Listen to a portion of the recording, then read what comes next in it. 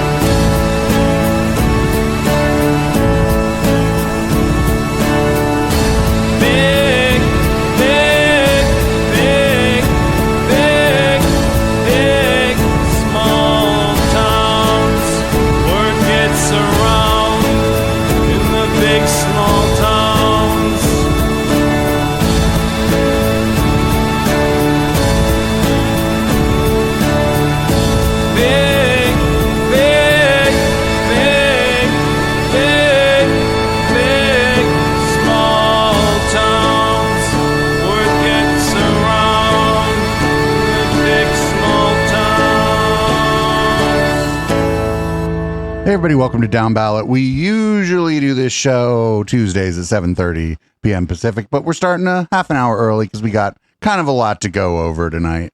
It looks like a bit of a long list. Thank you for putting this together, Councilman. I went to go check. I was like, oh crap, I got to go over the ballot. Nope.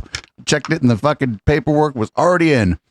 Absolutely. We aim to please here at Downballot, and I had a day off yesterday because it was Memorial Day and I'm a public servant, so took the time to throw together the docket. There's actually quite a bit now of information out there about the things that are on your ballot in terms of video that we can share with you, and candidate bios and candidate information, because we are 1 week away from the election, the primary election. So I'm looking forward to joining you tonight for a little ballot box bingo, Producer Dave.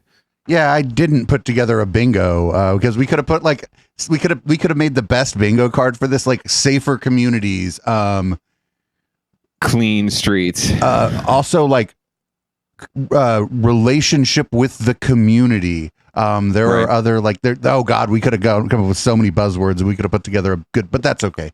No bingo card. Yeah, I call it bingo, just one for alliteration with ballot box, obviously. But then you're binging around, we're binging around different races. But you're right. I think we should for the November election. We should absolutely come up with our own bingo card and do this split this up a couple times and give everyone an opportunity to win some fabulous prizes, like I don't know, we'll send you a bumper sticker from your favorite candidate or something. Oh no, we actually have prizes for bingo. Your prizes, you get to take a screenshot of the fact that you won and put it in our Discord, and that's the prize, and you're happy with it. That's hot. I like that. I think that should suffice to anyone, really. It's really all about pride when it comes down to it. Speaking of pride, it's 1 day away from Pride Month. Absolutely. Congratulations to all the Pride supporters out there. We made it through another year, and we're here again in June to get all rainbow funky. I just got my invite to the San Jose flag raising with your hosts Dev Davis and Pam Foley, councilwoman, who are definitely not queer, but they're adjacent and supportive. So it should be a fun, happy, good time. So get out there, and I forget when the parade is. If is it still in the August? South Bay? It's not till like August. Yeah, so get out in San Francisco and celebrate this month, and then we'll see you in August for SV Pride. We'd like to spread it out here, man, because the gay love lasts throughout the year, right? Fucking Aaron's in the chat. He's our guest later for Local Love, where Aaron we're celebrating Aaron's time with Sweet Haya. Aaron had an injury and has to step away from Sweet Haya, so we're gonna celebrate his time with Sweet Haya. That's on Local Love. Terrible to hear for him personally, but the fact that he's on the show is a blessing, and I wish him all the best. And Sweet Haya, they're a fabulous local band. Also, Aaron's in our chat like every motherfucking night, so it's good to have. He'll be a great guest because he knows what is up. Everybody, check out Local Love. We have a bunch of great back episodes. Basically, any of the artists that you like from this that you recognize that we play over and over again, except fucking Model Rocket Scientist, who does the intro for this show. You're going to be able to find them, interviews with them, live performances in the studio from them on Local Love. So make sure you check that out. We got to get to it though. What do we got for leading off? Well, I figured since we're generally focused on the South Bay here, San Jose, Santa Clara County, and that's what most of our show tonight is going to be focused on, I figured we lead off in San Francisco because that makes most sense, right? So, and also because we've been following, we tend to follow the derpiest races out there, and this certainly is, at least in this ballot, one of the derpiest. So as we all know, Chesa Boudin, district attorney or a former public defender turned district attorney, in a fair and balanced election last time around, is up for recall because some people don't like, progressive criminal justice reform, and they really like the police. They also don't like a decrease in violent crime, apparently. Yes, apparently that's also true. And they don't, and they like to prosecute crimes even when they're not happening, apparently. So a lot of his former colleagues, or at least not colleagues, but former deputy district attorneys have stepped up and have endorsed a campaign that's pretty much being run by a lot of Republican, right-wing, conservative shills, the same folks that have been propagating recalls across the country. This one just happens to be taking shape and looking like it might have some success because of just the moment, the time and place, and just the factors in the race. But I'm going to let Chesa speak here. We may not watch this whole interview, but this is him being interviewed by ABC News about a recent poll that came out that said he's about to lose his, or he's about to be recalled.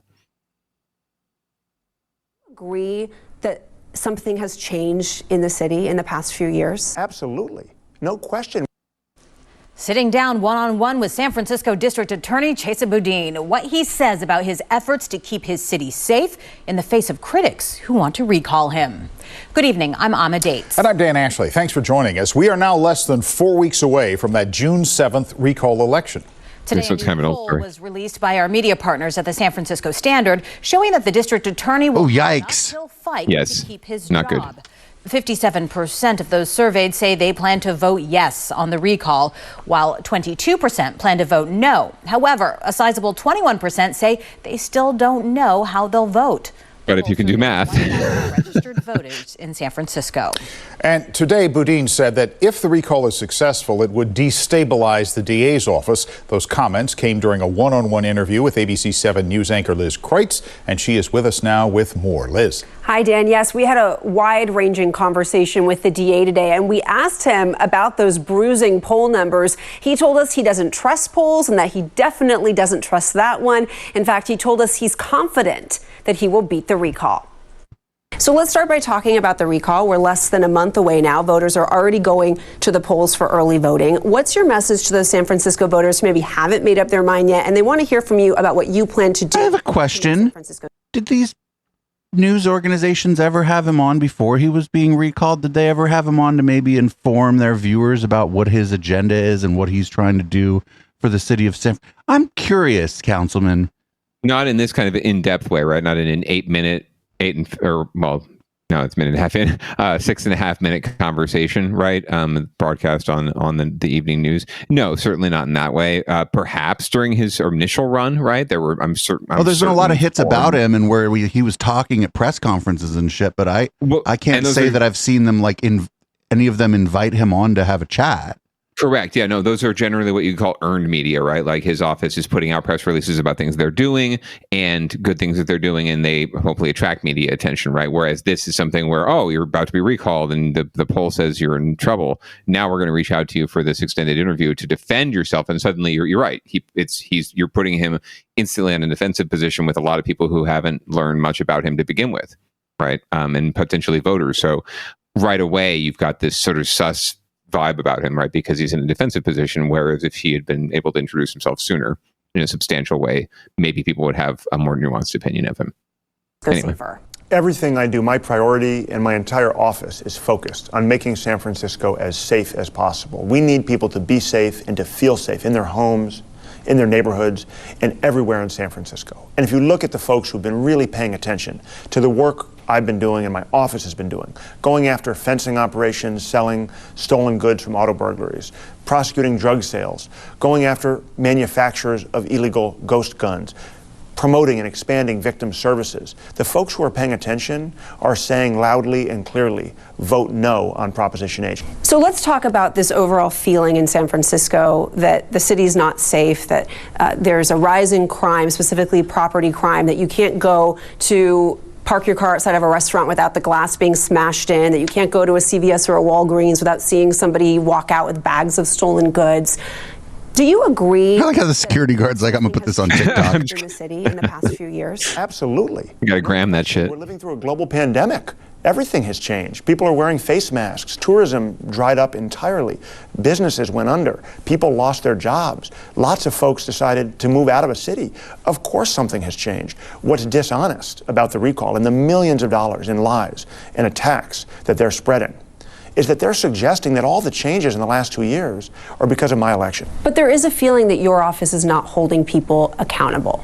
Well, sure. I mean, there's lots of stories you hear every day. But if you look at the facts, and I know as a journalist, you're working with facts, you'll see that the charging rate is actually higher than my predecessor or than other Bay Area district attorneys when it comes to pretty much every category of crime: domestic violence, drug sales, property crime. You'll also see that I'm taking the lead, and my office is taking the lead on innovative solutions to those problems. I want to talk about one of the hallmarks of your policy platforms, and that is diversion programs. So instead of sending someone to jail or prison, you send them to a mental health or substance abuse treatment program. How can you assure voters that the people who are being granted diversion are not just going back out onto the streets streets and reoffending. Well, there's three really important points about diversion. The first one is it's not just my policies, it's state law. There's been a dramatic expansion in diversion programs because of the state legislature in the last several years. The second thing that's really important to remember is that in every case that's sent to diversion, it's a judge, not me or my office, that makes the final decision. And the third critical point is if people don't successfully complete diversion, if they mess up, if they get arrested again, if they don't comply with the terms and conditions, our criminal case is still pending. We don't lose the ability to prosecute people and secure convictions. One of the prosecutors that's been speaking out in favor of the recall, she's been on the television ads that we've all been seeing, says that you created a culture where prosecutors feel pressured to give lenient plea deals.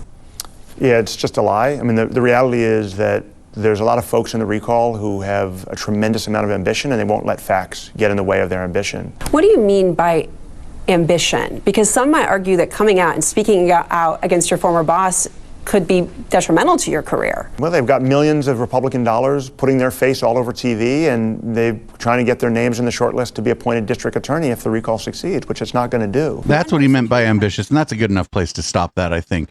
I would say so. That's a really good point. When he said ambitious, yeah, they want his job. Yes, they're coming for him. Like, they are ambitious in coming for him. Like, what else do you think they meant by ambition? Like, what the, come on. Yeah, the commercials that you'll see them. I mean, if you're watching TV right now, you're going to see the commercials anywhere in the Bay Area, frankly. Even the South Bay, we're seeing the commercials for the Yes on H campaign. And you're seeing the folks that are going on record and putting their faces out there. And he's right. They're getting plenty of free publicity from big time Republican dollars that are being used to fund this campaign. And it's, it's regrettable, but it's politics as usual. So I really hope that he's right, that the polls are wrong, but we'll find out. So there's some. We're going to have a little more video here of some of Chase's supporters coming to his defense, and we might hear a little bit from the detractors too. Oh man, all of his supporters just died in a plane crash. Right, deadly plane crash. Supporters of district attorney refute recall narrative in a plane crash.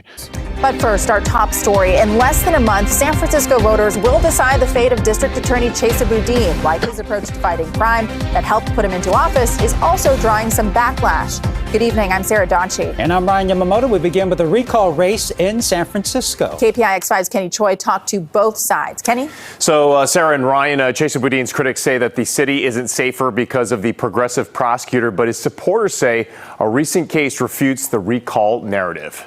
They took it. Holy crap. Recall supporters point to criminals committing low-level acts of vandalism to violent incidents on streets as major reasons to oust Chase Boudin. They say progressive policies and diversion programs spearheaded by the DA, instead of a tough-on-crime approach, are making the city less safe. Wait, most of the time when somebody busts out the rear window of your car, the cops don't find out who it is, right? Cops barely even come in San Jose. So it's I mean, right, yeah, no, so it's not the DA's fault. Yeah, the DA has nothing to do with that. Anyway, correct. Sorry.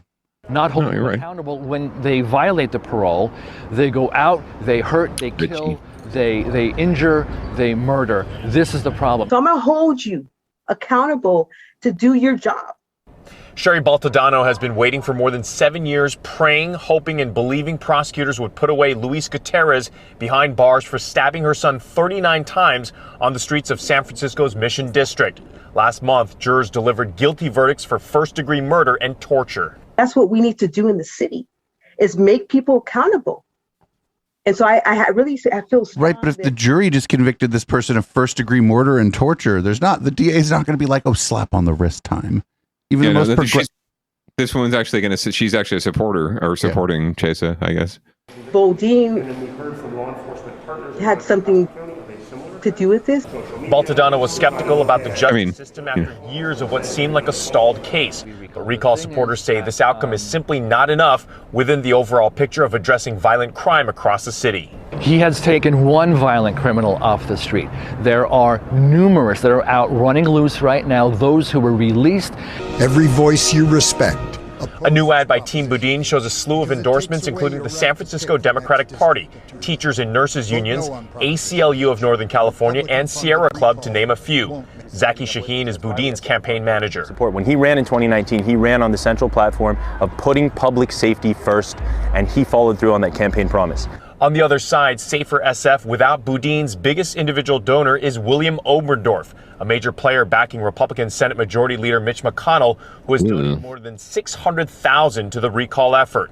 They've also gotten numerous Democratic endorsements, including from the Edwin M. Lee Asia Pacific Democratic Club. We have looked at over the months, over the past year, the past 15 months, who the donors are to both sides, who are signing the recall petitions. Overwhelming Democrats. And today was the first day of in-person voting at City Hall. Mail-in ballots have been sent out, and the election is on June 7th. And Kenny, no question, a lot of eyes on this election. So what are recallers saying about the ballot itself? Yeah, so Ryan, one of the things that they're concerned about on the ballot is where it's located physically on that ballot. It's called ballot measure H, so it's somewhere in the middle. They're saying that it's kind of hidden and it's hard for voters to exactly find that on the ballot. All right. Thanks, Kenny. Well, those people are stupid. That's just, yeah, I mean, yes, that is an issue. Ballot construction is and design is a major issue, no doubt, but it affects everyone indiscriminately, right? It is going to affect the yes and the no people too, because the no people still need people to vote on the measure, right? They need them to vote no. So if the yes people are having trouble finding it, the no people will too. Yeah, so as you can see, Richie Greenberg is way pro-recall, and a lot of people are anti-recall. But Richie has been able to cobble together a great coalition because there was opposition to Chase's election in the first place, right? He had a really contested race. It was very close. And Susie Loftus, who he beat, was in the camp of London Breed and the political establishment in San Francisco. So it's no surprise that they have an opportunity here to oust him and install someone of their own choosing. And so they're taking it. So I really hope the polls are wrong. I hope that Chase is right. But polls are usually not that wrong. And 57 to basically 43 if you combine the no's and the don't know. And that's assuming every single don't know breaks no, right? He's still losing by 10 points, and that's not good going in. So, and I've heard that, and there have been about 3 polls released. That is not an outlier. That is similar to one of the other ones, at least. There's another one that's a little bit closer, but it's still him losing. So it's not looking good right now. So not for nothing, people that live in other major metro areas are probably laughing at the people in San Francisco that think that there's some kind of major crime outbreak. Like as far as like giant major metro areas, the Bay Area is possibly the safest one in the country. It's got to be true. I mean, especially the South Bay, but San Francisco, even for a city of its age and wisdom and design, it's amazing that there isn't more. But I think, yeah, on the whole, we're pretty chill people. So crime is not usually a big thing. The distinction that other people would draw, people in other major metro areas, would be like violent crime where we live is out of control. Mm-hmm. Y'all have basically none of it, and you're doing broken windows policing, and now you're trying to oust the DA because the police can't do enough broken windows policing to feed the DA enough people to not put in jail or plead out for busting the back window of a car only to find out there's nothing in the backpack. Like, you know what I'm saying? Like, just like somebody in like a place where there are actual problems. Like, think about the people in Clearwater where a cult controls their city. Like, there's like other places with like that have real problems. And, the Clearwater example was stupid, but there's places with like massive violent crime. Right. And at the end of the day, and we've gone over this with recall before, right? And recently, like Newsom, the San Francisco board, which was also successful. SF is just a weird animal right now. It's SF. I think generally has an attitude of throw the fucking bums out, no matter who's in charge. So if you tell someone shit's going down and we need to oust these fucking lunatics, then people are usually down for it.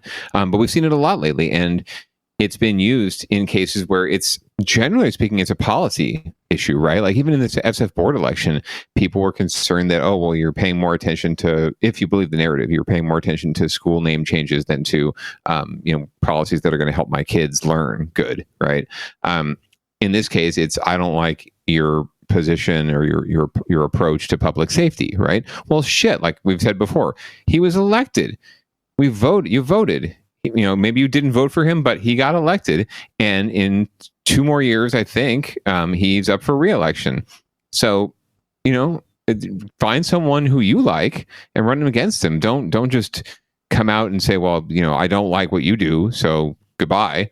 Like, what's your solution? What's your alternative? I'm so sick of people who have problems but don't offer solutions. They have a problem with how you're doing things, but they don't offer a solution or a different way that might be more effective, right?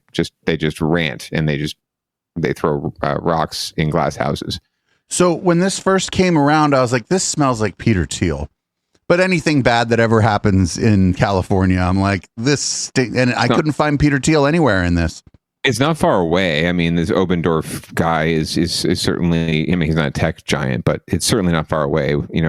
Just big moneyed interests who, they get caught up in an agenda, and they see an opportunity to create a narrative and to be like sort of the champion, right, in this race. Like if it is successful, that guy's going to get a lot of pub in that community and a lot of props in that community, and he's going to be a big player. And he can be a national player, maybe outside of his little bubble in Kentucky, right, with Mitch McConnell. So there's an opportunity. He's also ambitious, right? So there's an opportunity there, and that's a lot of what's driving this, which is unfortunate, but it's taking advantage of a fomenting dissent that is there, because there's a lot of people that are going to be dragged kicking and screaming into a new way of doing things, and there's a lot of folks who voted at the state level for reforms, right? For letting folks out, right? And diversion programs, reducing sentences, moving people out of state prisons, right? Reducing prison populations. We've all voted for this, but it's when it comes to our community, when it comes to my backyard, right? That's when people start to freak the fuck out. And this is the backlash we're seeing to it. So good luck, Chesa. I think, I don't want to speak for you, producer Dave, but I'm hoping he beats it. I don't think it looks very good right now.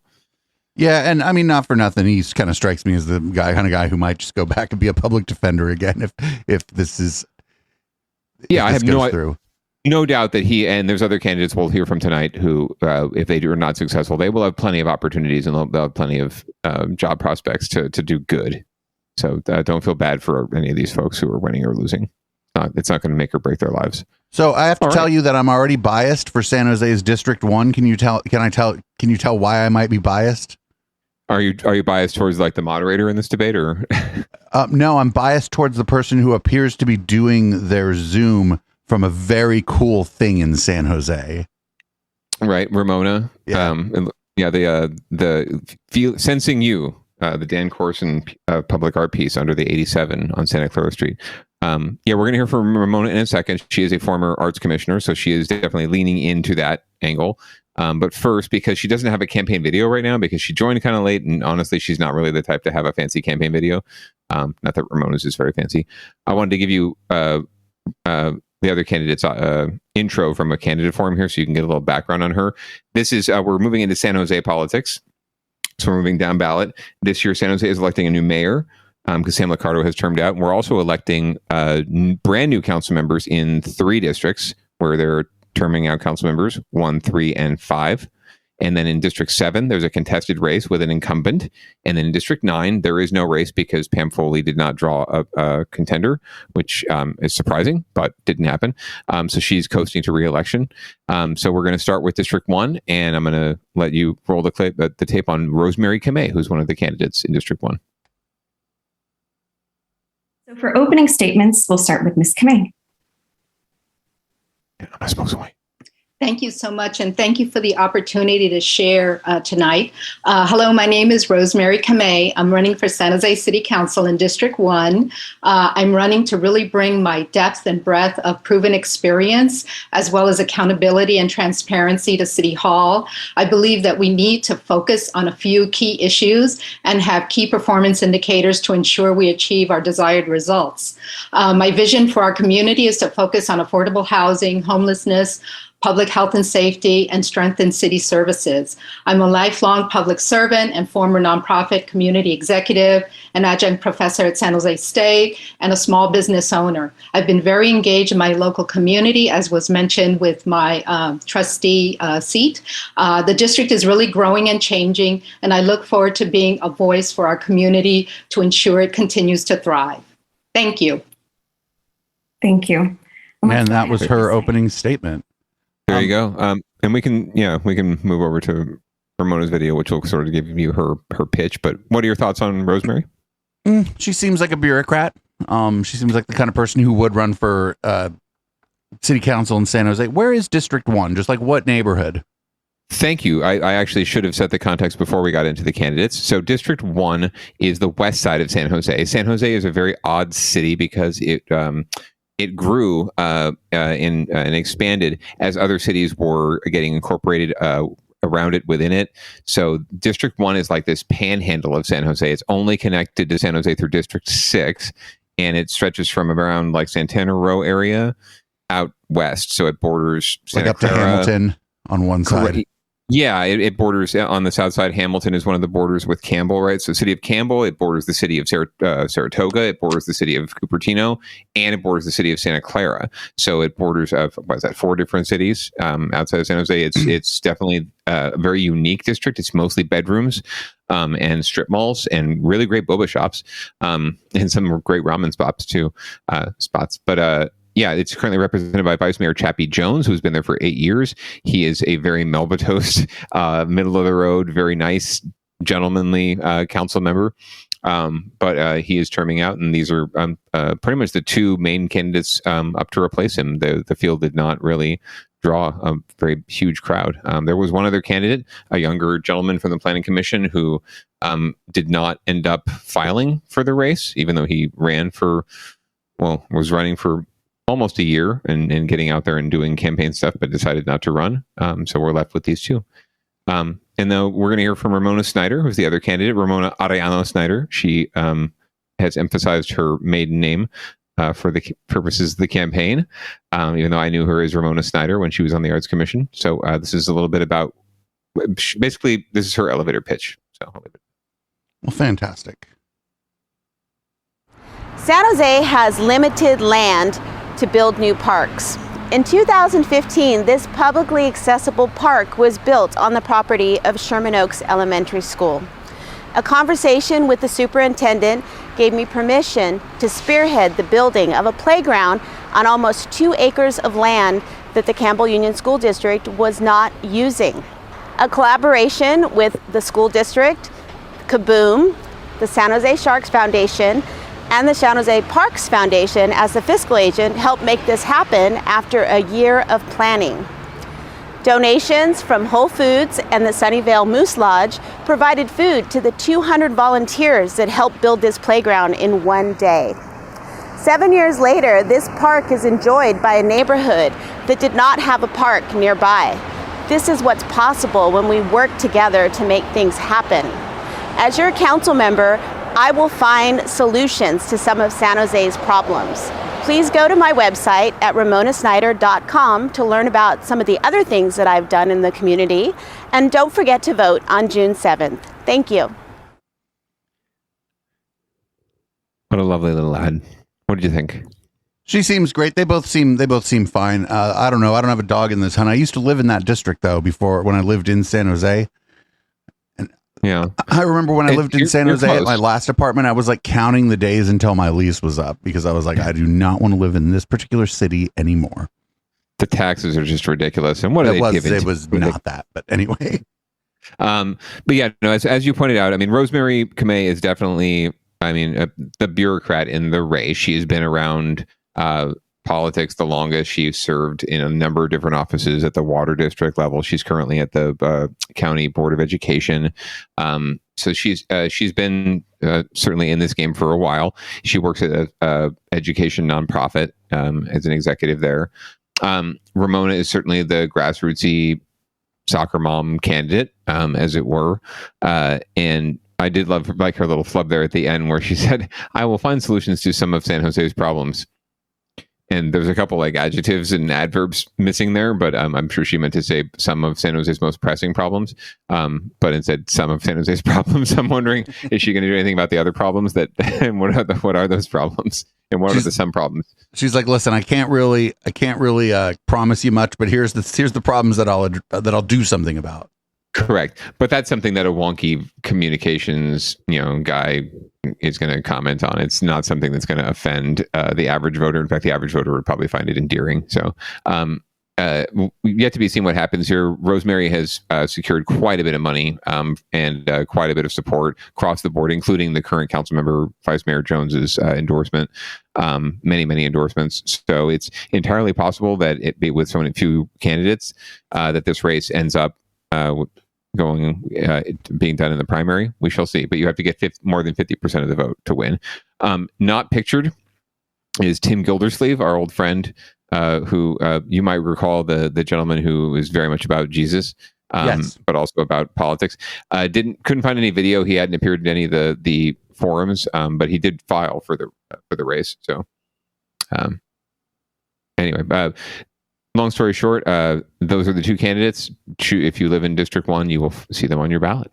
And now we can move along to District 3. If that's cool with you, Producer Dave. Mm-hmm. I think you've already got it queued up already. So District 3, there are quite a few more candidates here, so we're going to hear their intros from a League of Women Voters forum. The League of Women Voters tends to be the most moderate, middle of the road, nonpartisan group out there as far as doing forums and debates. So while they're a little hokey, I do love them so, and they do great work. So District 3, so everyone knows, is the downtown area of San Jose for the most part, and it's actually pretty much shrunk to the downtown core and then sort of east downtown and north downtown. So Japantown is part of it, the downtown core, the SoFa Arts District, the San Jose State University, parts of East Santa Clara Street, Roosevelt, these neighborhoods. And Nagley Park, which is east of San Jose State, more of a hoity-toity neighborhood. So candidates in this race are going to introduce themselves, and they were running to replace Raul Perales, who was terming out and running for mayor. And District 3 tends to produce a lot of. District 3 tends to produce a lot of mayors, but also a lot of folks who end up moving on to higher office. From a vibrant part of our city. So very important. And she means like those brown people there. Pleased that all of you are running this evening. Sometimes noisy too. So yes. Now I'd like to introduce you, and then we will get started. And these are our candidates for the San Jose City Council, District 3. And we have, and I'm not going to do it alphabetically, Irene Smith, and we have Omar Torres, and we have Elizabeth Chin Hale, and we have Joanna, and I wrote it down, Joanna, so I wouldn't blow it, but it's Rush, or no. Wow. Like, wow. Wow. I am so sorry. Oh, there it is. Rosalie's so nice. Down, Rao. She's a very nice lady. Anyway, I beg your pardon on that. I like that jacket. It's very sharp. Taurus, and we're so happy to have each of you. And we drew a card before we started, and Omar got the call to go first, introducing himself, and then each of you will follow. Thank you, Omar. Good afternoon. Thank you for having me. My name is Omar Torres, and I started organizing in my neighborhood, the Guadalupe, Washington neighborhood, when a fatal shooting occurred. Like many on this call, I work with our neighborhood association to turn concerns into real solutions: open spaces, beautification days, traffic calming measures, after school programs, new youth centers, and libraries. I'm the only candidate with over 25 years experience organizing for cleaner and safer neighborhoods. I didn't do this alone. We did it together. All right. Elizabeth, may we hear from you? Thank you for having me here. My name is Elizabeth Chin Hale. I'm the true independent candidate in this race, and as such, I can be the transformative leader that San Jose requires today. I also come with a spirit of community activity, and consistent with my immigrant background, I will put emphasis on education, economic development. I believe these are the two pillars which will the foundation to implement the social changes that we'll discuss later tonight. Thank you. Thank you. Joanna? I'm a working mom with 3 small kids who have their entire childhoods ahead of them in District 3. I want a clean, safe, and thriving San Jose for my kids and my community. I've spent the last 15 years of my career as a professional negotiator, bringing people and organizations together to solve complicated problems. I'm the only candidate with the proven skills and experience to activate our leaders and get everyone to start pulling in the same direction to achieve our shared goals. Thank you. Ivan? Hi, my name is Ivan Torres. I'm a lifelong resident of San Jose and a lifelong resident of District 3. I am an organizer and I am a Stanford healthcare worker. So I just want to quickly acknowledge what's going on with Stanford right now. I just want to express my support to all the nurses and the healthcare workers who are on strike fighting for dignity and respect. Thank you so much. Thank you, Ivan. And Irene? Good evening. As I walk through our downtown, there is an unmistakable spirit of hope. Our neighbors are abundantly ready for live, laugh, love, Councilman. Immediate change. So tonight, who's ready to break from the past and who's going to continue the status quo? With my experience as a small business owner, a housing provider, a mental health professional, and a pro tem judge, we can get this change together. Thank you, Irene. Mm-hmm. So I like the one that's a hostage negotiator. Oh, I'm sorry, a negotiator. Yeah, I mean, he seems like a reasonable dude. No, the hostage negotiator was Joanna. She said I'm a negotiator, and I'm like imagining that she's a hostage negotiator, or like that she, I was just hoping she has like some badass negotiating job.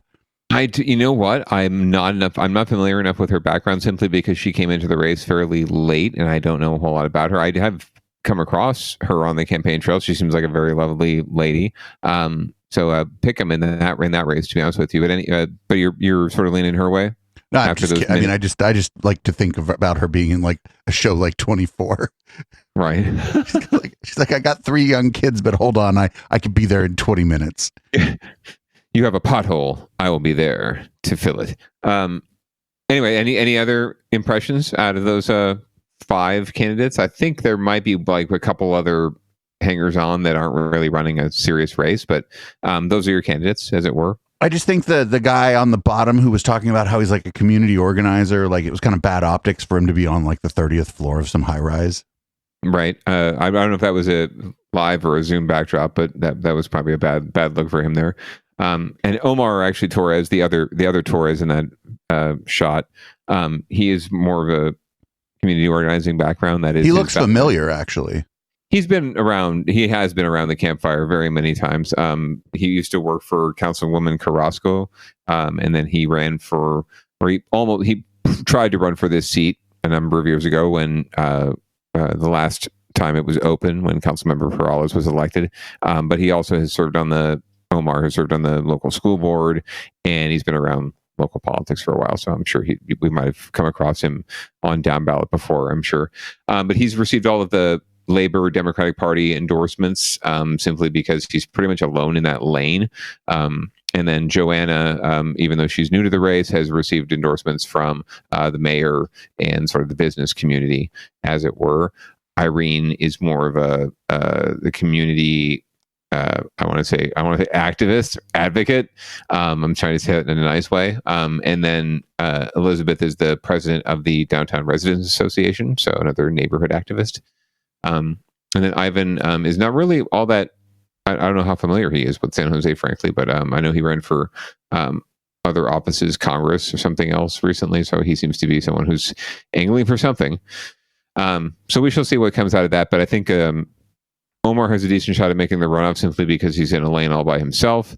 And then it's up to, I think, money and name ID and awareness to determine the other spot. So Joanna probably has a slightly inside track there too over the 2 grassroots candidates, because money tends to win out in local elections simply because it's low awareness. That's why we do these shows. So you learn a little bit more, and you can hopefully let your neighbors know, and we can hopefully overcome that hurdle. And I just hope that live, laugh, lose your election, please. I just have an extreme bias against, I forget her name now. Was it Irene, the one in the top on the middle?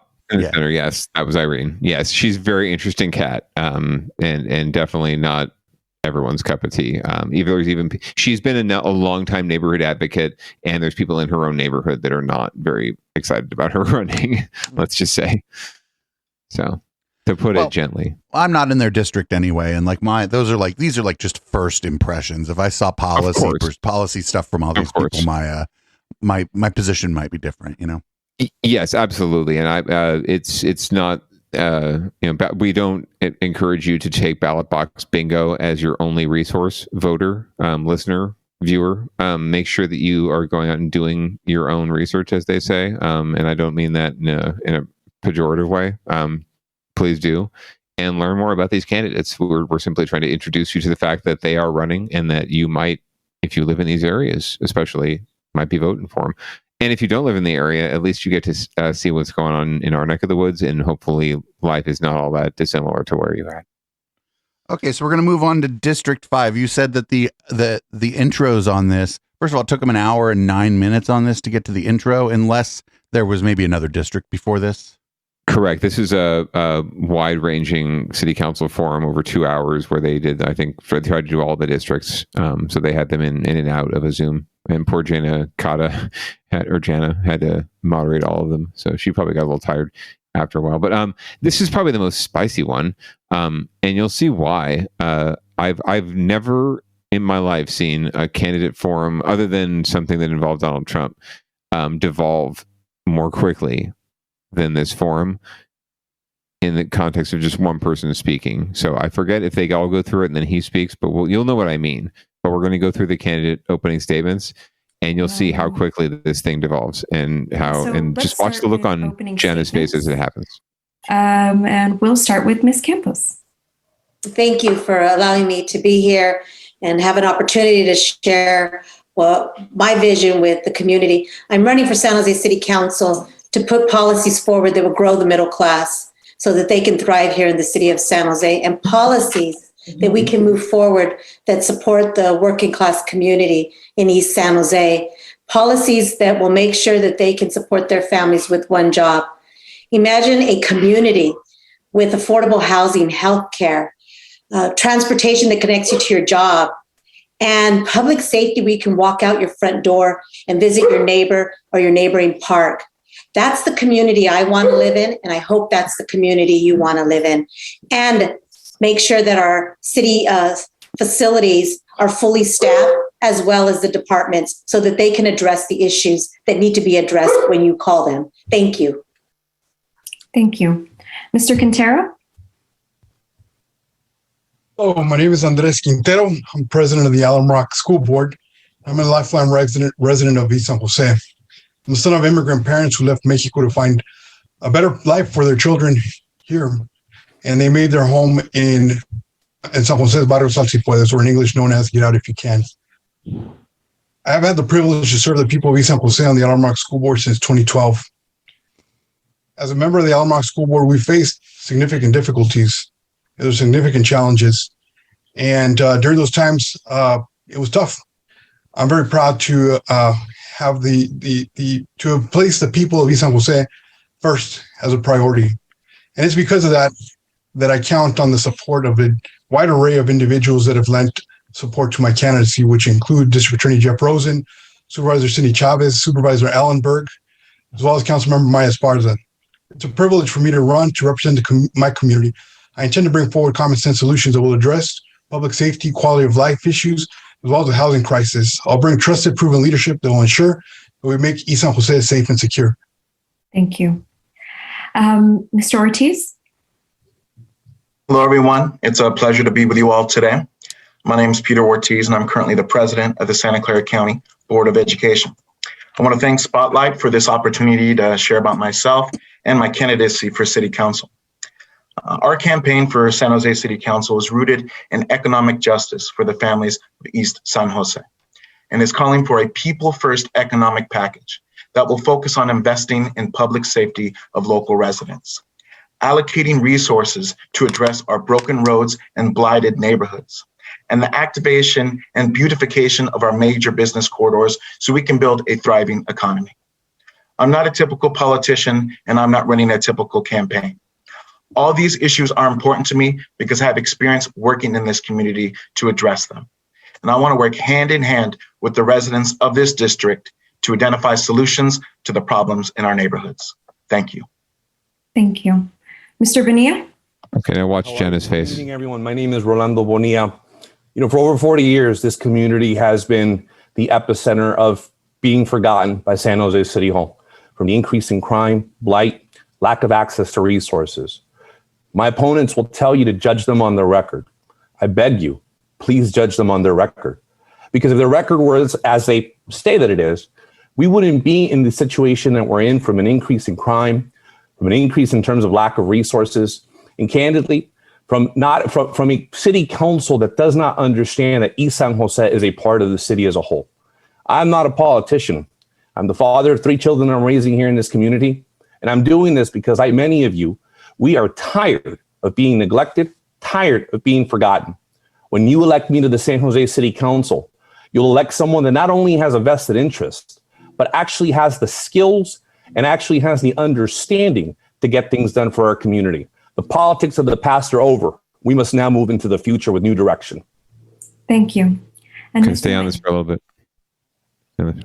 Oh, you're muted. HG, you're on mute. You're on mute. Oh, HG. No.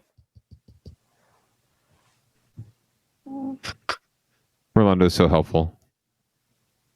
Thank you so much. Can you hear me now? Mm-hmm. Thank you. So, good evening, everybody. I'm here because I'm running for District 5. I'm running for District 5 because I want to revitalize District 5. I think the main issue that we have in District 5 is that we forgot the basis of humanity is people. We don't take care of each other. We forgot our family members. We focus on something that I think is artificial. So I'm running. I want to bring innovation to City Hall, new ways of doing business. During my first 100 days, as an example of innovation, I want to make sure that I can work with my constituents to convince City Hall to institute a family appreciation holiday for all of the employees working in the City Hall. And that I will, if I have more time, I will explain more. And the investment Thank you, Ms. Nguyen. Sorry. Thank you. All right, let's get into the questions. It's going to get spicy. Despite the city's push for equity and inclusion, East San Jose continues to be disproportionately affected by the most serious problems. COVID killed and infected more people here. Police officers respond to more calls in East San Jose in their schools, and the digital divide plagues our students and widens the wealth gap. How would you ensure East San Jose gets the support and public resources it deserves? Let's start with Mr. Quintero. Thank you. I'm proud of the work that I've done to begin to address that. And it was tough. It was a tough situation. I worked on the city council, the chief of staff to Councilmember Maya Esparza, and it was some serious conversations that we had to work to initiate. And so I'm proud of the work that she did, proud to have been able to support her to initiate that conversation. With regard to the inequity that we live, I'm going to build upon the things that we've already done. At Alum Rock, we were able to provide a device for each student. We were able to provide internet connectivity. And so it's that track record that I bring forward, not just a lot of talk and plans, but actions that have brought forward 6.5 million meals to students and to residents in general of East San Jose who needed a meal right there at our Alum Rock schools. And so those are the types of things, partnerships, relationships that we've been able to establish at Alum Rock as a school district. I intend to amplify that and build upon that when I get onto the city council. Thank you. Mr. Ortiz? Thank you so much for this question. The no response by any city was perfect, but to be honest, I'm proud of our county and our city's response to COVID-19. It's easy to stand on the sidelines and critique the actions of those in leadership. That's why when the pandemic struck, I made the decision to roll up my sleeves and be a part of this solution. As the only candidate that served on the joint city and county COVID-19 Health and Racial Equity Task Force, I was able to have a direct hands-on involvement in District 5's recovery during the pandemic, including ensuring that vaccines and vaccination sites were allocated in a way that was accessible to East San Jose families and advocating for COVID-19 PPE resource testing centers to be centered in District 5 hotspots. As District 5 recovers, it's essential that we prioritize developing an equity-focused plan that prioritizes our most vulnerable populations. I'm the candidate to implement that plan. Thank you. Okay, here we go. Mr. Bonilla? Yeah, that's a whole lot of nothing. I think what people wanted in the pandemic was solutions, dollars, immediate cash injection, immediate access to vaccine, not meetings and task force and meetings and task force. What did I do? Still on 24-hour oxygen. I raised over $200,000 to put money directly into people's pockets. I put my own dollars into that to start the fund. Nothing prevented my opponents from doing that. They're all big names, big titles. But those titles don't mean anything if you don't actually do something with it. $200,000. And to this day, those businesses that are getting all that great information about how to access resources still do not have resources, still do not have access to capital, are still having people who are unemployed. Doors are closing. So while they're all having conversations about task forces, I was putting money into people's pockets because at the end of the day, let's get real. That's what this district needs. Someone that understands how to inject capital in order to make this district thrive. Task forces, assembly committees, that's nothing. That's a waste of time. And that's why this district is in the position that it's in today. Thank you. I'd like the opportunity to respond. Sure. Let's do it 30 seconds. So I want to be clear to the commissioner. I'm proud of the East San Jose Rescue Plan and the work I've done in partnership with the city. It's easy to hold press conferences. You didn't do anything, Pete. Well, sir, you didn't do anything. You didn't do anything, Pete. Here we go. You're not gonna bully How much me, money? Mr. Bonilla. How much money? Bully. Mr. Bonilla, I'm not your ex-wife. You can't bully me. Oh, shit. Oh, this is you, Peter. This is you, Peter. Wait, this is you, Peter. This is you, Peter. Back it up, homie. Back it up. Trustee Bonilla.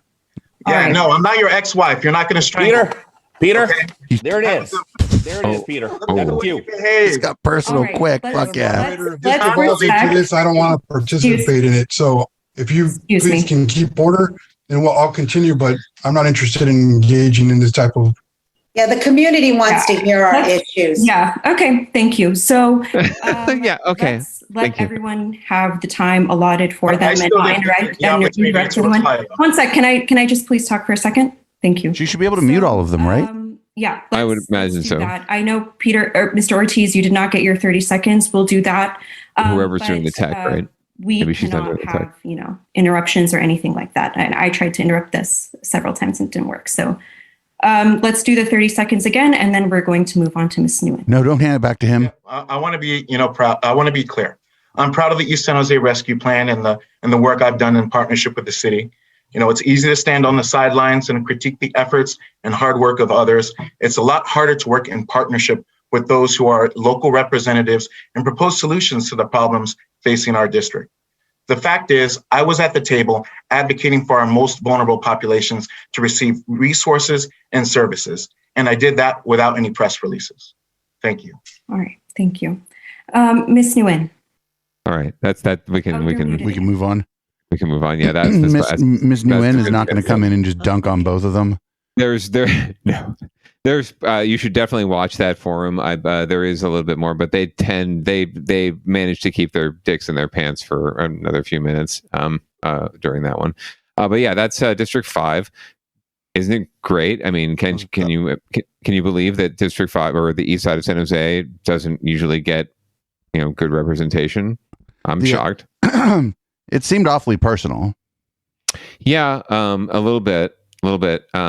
Backstory, just a touch. We did cover this a bit. Rolando Bonilla, the candidate in the middle there, Planning Commission chair, Planning Commission vice chair, and now a person on YouTube with 10 followers. Apparently, he has all. Oh, right, that's right. We've got some of his video here. We're going to learn a little bit more about him, but he has a background in politics and has been around the scene as well for a long time. Even ran for supervisor in San Francisco, oddly enough. So he's been around Bay Area politics for a while. Even worked for Nora Campos at one time as her consultant, but now is in PR, and he has been working that angle to publicize himself and to for the past few years. Everyone knew he was running for this seat, but he's also raised the most money and has amassed a pretty sizable a campaign war chest that he's using now to spread the word. But he's also kind of a bully, as you saw in that last video. Peter Ortiz, who's another candidate in the race, actually has a criminal background and has been involved in gang activity in the past and has been busted for it. He has been 100% forthright about that and actually has used it as a talking point in terms of his lived experience, helping to inform what he might do as a council member. I respect that, even if I don't necessarily want to say where my allegiances lie in the race. But and then you've got also in this race Nora Campos, who's a former council member from many years back, but has also served in the state assembly. And then Andres Quintero, who, as you mentioned, is on the Alum School Board. So broad spectrum. HG Wynn, local businesswoman.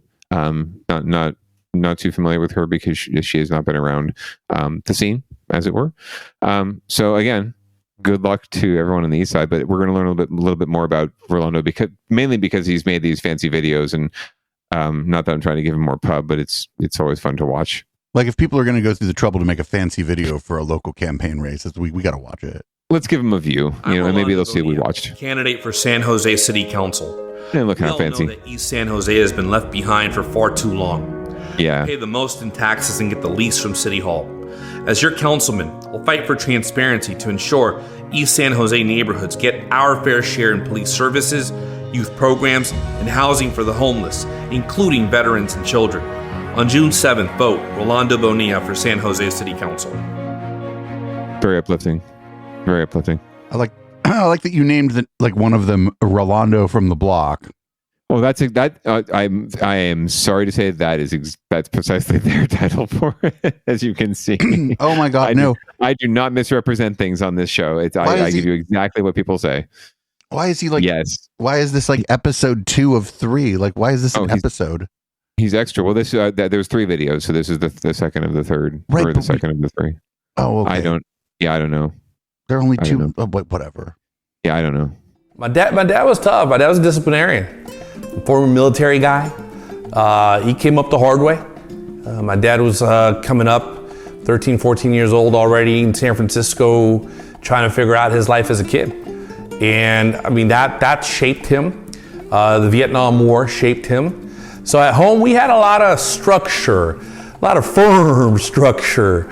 You couldn't get too far out of line with Hector because there were consequences to pay.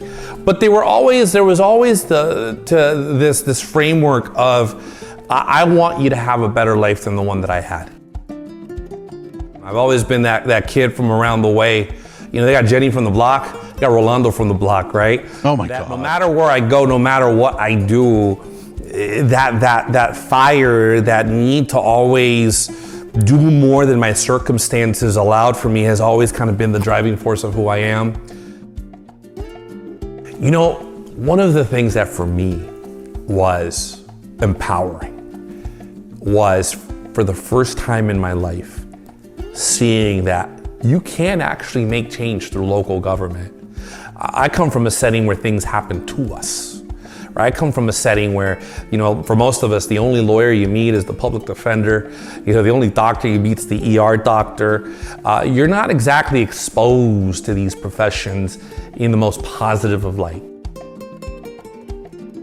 But it wasn't until I had the mentorship of a young deputy city attorney in San Francisco that it really, really came together. She would always remind me about the power of the law in terms of changing communities. How it was a tool that really gave you the space to make long-term change, both legislatively, both judicially, and that it was something that I needed and wanted. And this young deputy city attorney went on to become Vice President of the United States.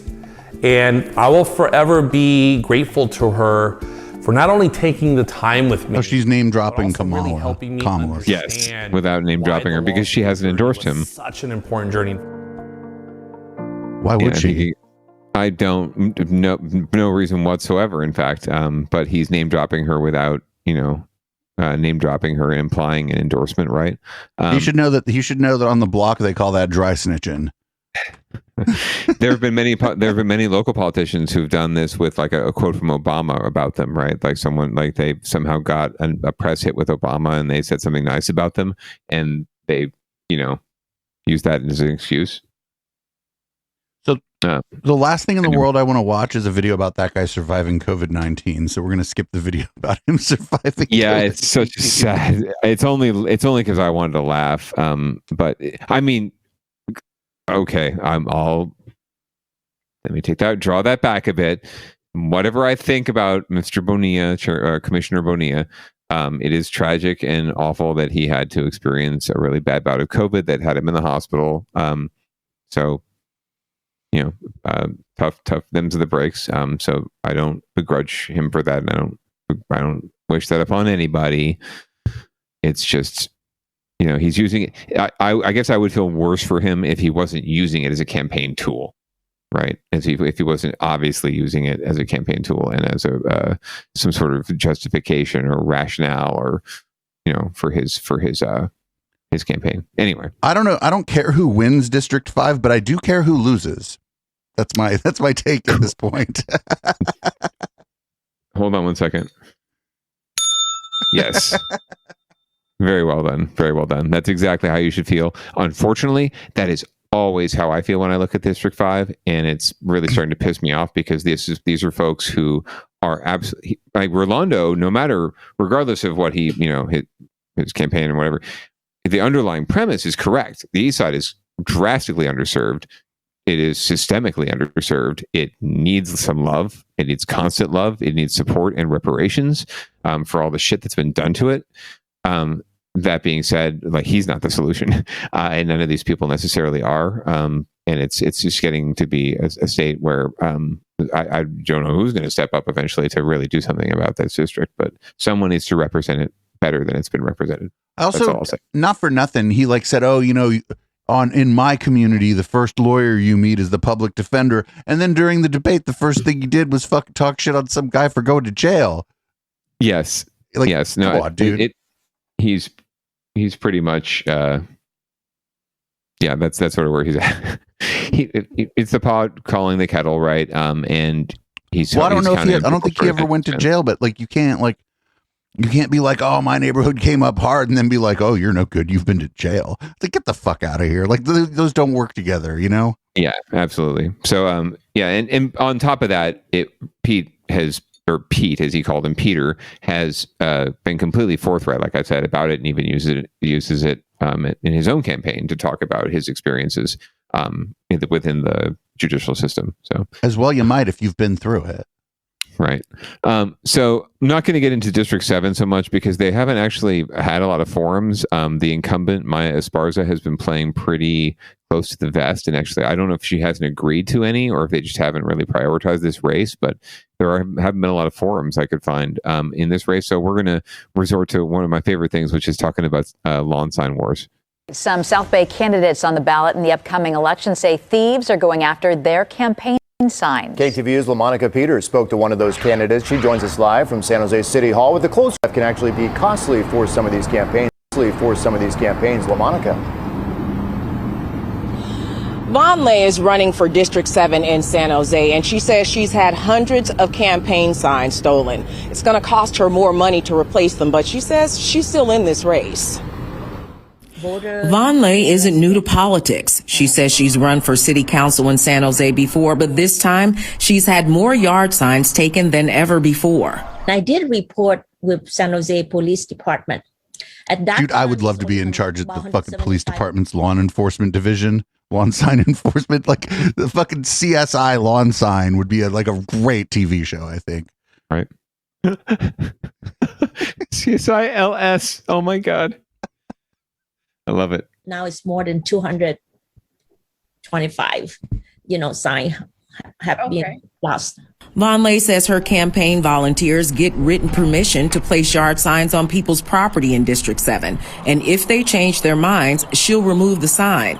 She says replacing them costs from $4 to $8 per sign. And she has her own theory as to why her signs are being stolen. It is not like they're ugly, but at least some of them is 2 or 3 times.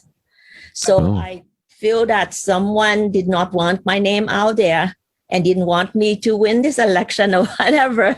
So that's what they did. So it's that I feel very frustrated about this. Vonleh is facing off against incumbent Maya Esparza and Bian Duan.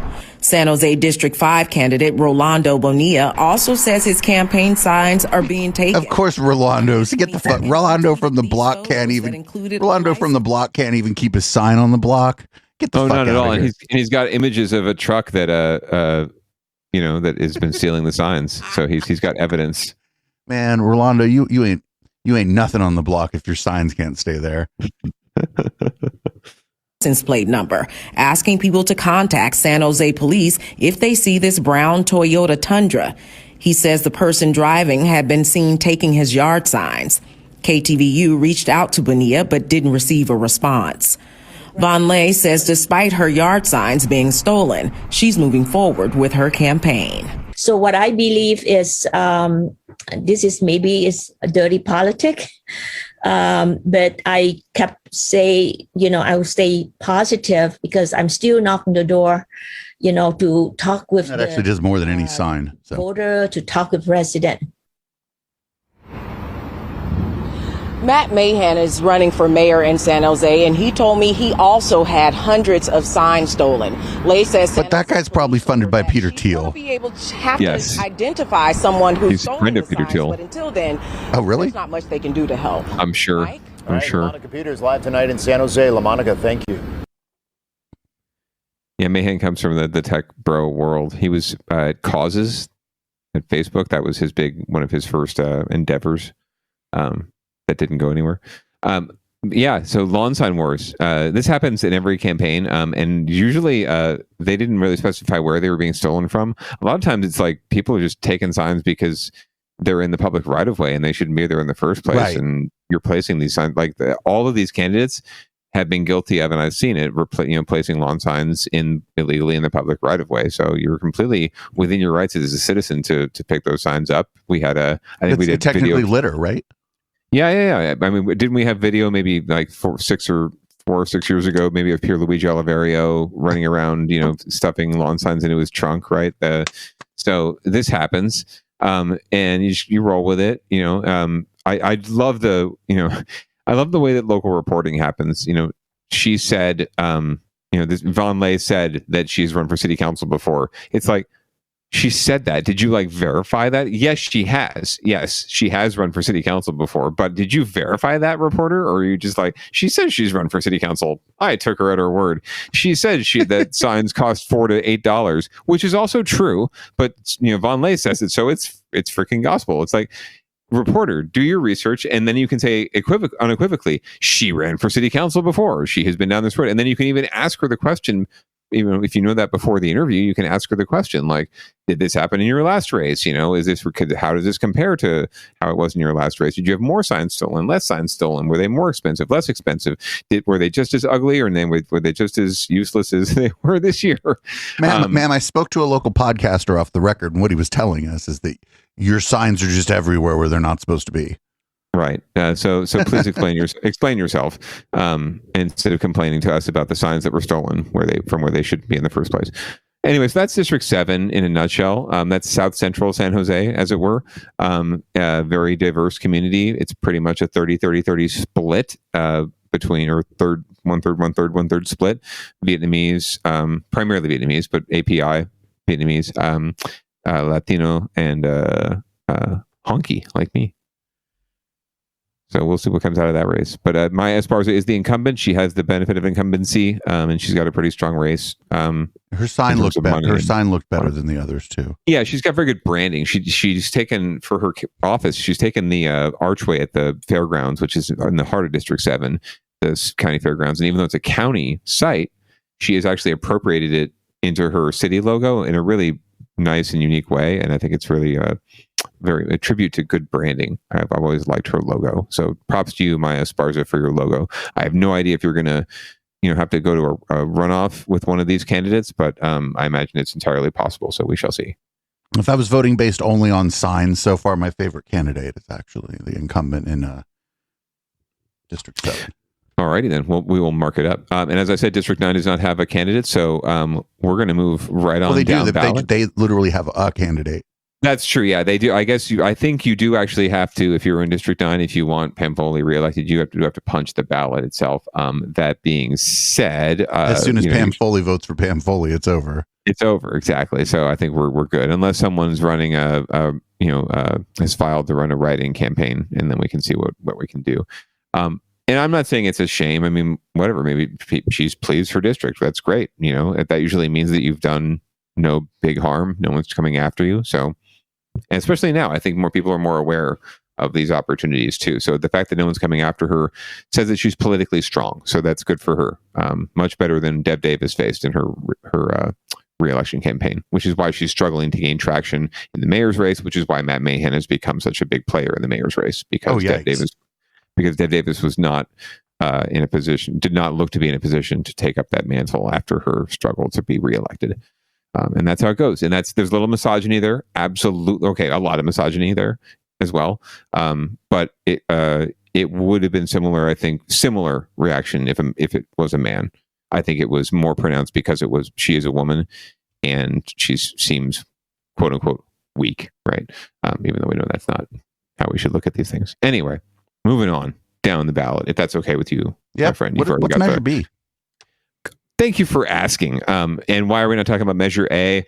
Go look at Measure A. It's kind of silly. It's about the Water District Board and term limits. Really, just look at who's look in the ballot. I support term limits for the Water District Board. Well, that's the thing. That it's for term limits, but it's actually designed to help entrenched incumbents in a weird way, or at least their agenda. So if you look at, read the ballot arguments, look at who signed the ballot arguments for and against, and make your decision based on that, right? It's pretty clear who's backing that. But that's all I'll say about that. It's too wonky to get into. Measure B is a little wonky, but not so much. Measure B, we've talked about before. This is the measure that would move the mayoral election in San Jose from gubernatorial election cycles. So, for example, this year, 2022, to 2024, which is the presidential cycle. We would still have a mayor's election this year. Whoever gets elected would have to face re-election in 2 years, and then they would be allowed to, if they won, seek even another term after that. So potentially, whoever was elected mayor this year could serve for 10 years theoretically. But primarily, this is to move the election to a different cycle, and we'll hear what the proponents have to say about why that's important. Latino leaders coming together in San Jose for a cause. They are pushing to make sure their votes are heard. The women are rallying in support of Measure B. It will move San Jose's mayoral election to the same year as the presidential election, starting in 2024. KPX5's Ket Doe explains on how this could magnify the power of Latino voters. We are here in East San Jose at the Blanca Alvarado Community Resource Center for one of the largest concentrations of Latina power we have seen in the South Bay in quite some time, all to tell voters one message. Exercise your power, our power, by voting, specifically voting yes on Measure B. Measure B would move the San Jose mayor's election to coincide with the presidential election.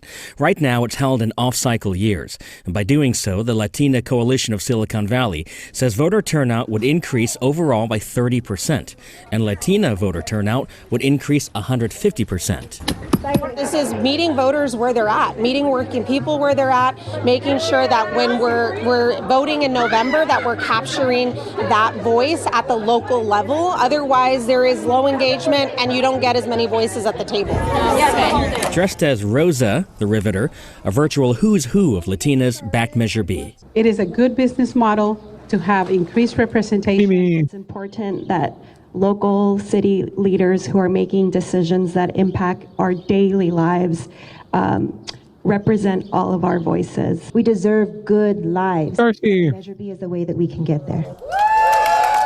Blanca Alvarado. Oh my God, they're rolling out all the heavy hitters for this one. The godmother of East San Jose. Our obligation is to encourage, to animate, to energize the voter turnout, because it's good democracy to do that. Is it your view that a presidential election and all the hoopla and drama that comes with it would overshadow the mayoral election if they were to happen in the same year?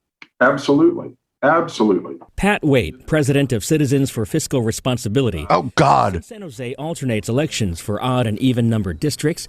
Turnout for half of the districts would suffer. Without the mayoral election, I think you'd see lower turnout.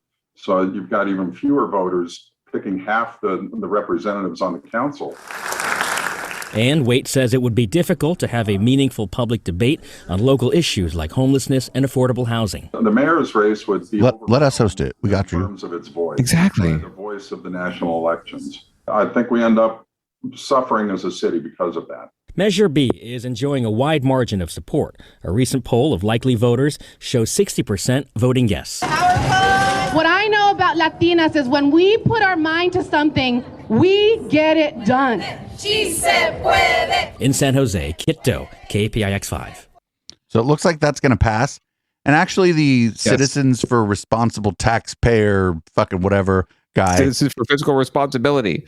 He actually wasn't wrong that, like, if you put the mayor race and you start putting more stuff on the presidential election, then just less people overall are going to come out for the midterm. And I think that's actually, as a Democrat who also cares about national politics, I think that's bad.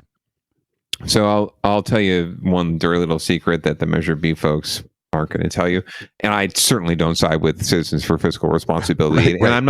And I'm not here advocating a no vote at the end of the day, right? My personal opinion is this measure it's going to pass. It's going to have absolutely no significant impact on our politics, right? What it's going to do is simply move the mayor's election from one cycle to another cycle. And yes, because you do that, generally speaking, the presidential cycles have more voters voting in them, right? More turnout, which is entirely driven 110% by the national election, by the presidential election, right? It's not because there's any other election on the ballot. It's really because of that national election. And the gubernatorial election is just not as sexy, right? So it doesn't draw as many voters, and there's not as much attention on it either, right? Because we're not constantly every day being bombarded like we are on MSNBC or Fox or whatever with the national narratives, right? So of course you're going to get more people turned out to vote, and you're going to get more people, especially Black and brown, immigrant, low-income people who are less likely to vote, and women who are less likely to vote in gubernatorial years. They're going to be voting in that election. They probably will cast a ballot. Some of them will cast a ballot for mayor, right? Will vote for mayor. And yet, it's not going to make any significant difference in the politics simply because those people were going to vote regardless. They're going to turn out to vote. They're going to show up to vote regardless. It's not going. Moving the mayor's election isn't going to really increase turnout in that election because no one cares about the mayor's race already. And I've seen it because I've been out there actually talking to people and knocking on doors about the mayor's race. No one cares, and they care more about the presidential election. So it's not going to have any significant impact. So go ahead and move it, is my opinion. Whatever. I'm voting no just because I think it's stupid. And I think we should think of other ways to increase voter engagement, make sure that we get better turnout in gubernatorial years. How can we get better turnout, period, in local elections, right? How can we get more people engaged in local elections? I don't want people just turning out and voting simply because they saw, some candidate's ad over and over and over and over again on TV because that candidate can afford to be on TV, right? I want voters who are engaged and then they actually know where to find information. And then, I think if they have more information, they will vote. Right? I think information leads to voting. I don't think this is just an easy way out. It's just saying, fuck it. We can't get more people to turn out, so we'll just put this election in another year. And then what about the city council races that we have this year that in 4 more years won't have the mayor's election along with them? What are we saying about are these races not as important? We don't need better turnout in these races too. So I think we need to be looking at ways we can improve voter turnout in a holistic sense, get people more engaged in our local politics and more informed. So vote whatever you want to vote on Measure B. I'm voting no because it's stupid, but it's not going to change anything significantly. The same type of people are still going to get elected mayor. The same politics are still going to apply. The same special interests will still be involved. So let's think of better ways. I'm going to That's all. abstain from voting because of my zip code. Right. Unfortunately. So it's a San Jose City measure, so you'll only see Measure B on your San Jose ballot, whereas Measure A will be countywide. That's a water district measure. So, and then there are other local measures that we could go into, but you can look them up for yourself if you have something going on in your local jurisdiction. We do not have time to get into that tonight. So I don't like one of the things I'm seeing here. Is it Johnny Camus? Yeah, I don't like Johnny Camus. Yeah, so you won't like this very much, but the good news is League of Women Voters keeps these to 1 minute, which is great, so we can zoom through the last few races here and not take up too much time. And I think this is going to be a race where we come down with we know who we're not voting for. So I'm just generally skeptical of people in like wooden rooms, but Danelle here seems lovely. I'm just on first glance. Anyway, let's let this go. That is a Zoom backdrop for sure. I don't know that she has a room of leather-lined books, of leather-bound books like that in her house. But yeah, let's check it out. So we're going to start with Johnny Camus for his This is Mary Ann. opening statement. Thank you, Johnny. Sorry. Thank you for having me. As many of you know, I'm a refugee, and I was born in Lebanon back in 1976. My family immigrated to the United States, and we settled right here in San Jose. We struggled at first, and I had to learn how to speak English. My parents got full-time jobs. We actually were successful in attaining low-income housing. So low-income housing is very important to me. I worked at Safeway while working my way through college, getting a business degree. And later on, I started my own company as a financial advisor and worked at doing that for 20 years. I got into politics to take my skills and make government more effective and efficient and transparent. As a council member for the city of San Jose's District 10, I've achieved many results and saved millions of dollars for taxpayers. I'm ready to use my skills at the county level so that we can tackle some of our most pressing issues with new ideas and a focus on results. Thank you, Johnny. All right, next we have Claudia. Thank you so much for the opportunity to discuss these issues with all of you. My name is Claudia Rossi. I am the daughter of immigrant parents. My mother worked for the Los Angeles garment industry for many years to help put us through school. My father was an auto mechanic. I am a mother of 2 college-age children, the only candidate in this race that has been elected to county-wide office, where I have served on the County Board of Education for 8 years, overseeing and for providing fiscal oversight for $280 million budgets. I am also a chronic disease management nurse, and through my experience as an RN, I know the intricacies of the county system as I help my patients navigate these systems. I want to prioritize initiatives that help address the housing issues, homelessness, mental health in my tenure, should I be elected. Thank you. Oh, thank you, Claudia. Next, Sylvia Arenas. Good evening. I'm Sylvia Arenas, and I'm really proud to be running for supervisor, as I never thought that I would be an elected official. I consider myself a public servant. I've always been in public service. That's what I've dedicated my career to, and making sure that children and families have the highest quality of life within our community. That's either through working with the city of San Jose and community engagement, or with First Five for about 10 years, or Gardner Family Health for about 3 years, or as a school board member. My focus has always been children and families. And my policies and my priorities that I focus on today also are on children and families, as I have 2 of my own, one of which was born really early in life, born at 3 pounds. And so we accessed early start, and I have an experience of a family that has gone through a system and has come out the other end. He's only 13, so we're still waiting, but glad to be here. Thank you, Sylvia. Next, Danelle. Hi, good evening, and thank you again for having this forum. They're both in libraries. The first generation to go to college. I'm one of 35 cousins, native of San Jose. and I lot of worked cousins. at PwC I didn't know that. Market in the bakery, and then sometimes worked 3 to 4 jobs during the summer to put myself through college. I majored in political science and women's studies, and I'm very proud of my work and working hard to succeed and meet my goal sets. I am the only Republican candidate running. She used to work for Johnny. Fiscal health means a great deal to me, fiscal responsibility.